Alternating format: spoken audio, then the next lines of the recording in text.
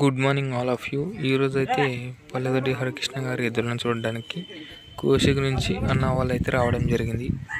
వాళ్ళు ఎద్దులను విజిట్ చేసి బాగున్నాయని అన్నారు. దీనిపై మీరు ఏమనుకుంటున్నారు కామెంట్ చేయండి.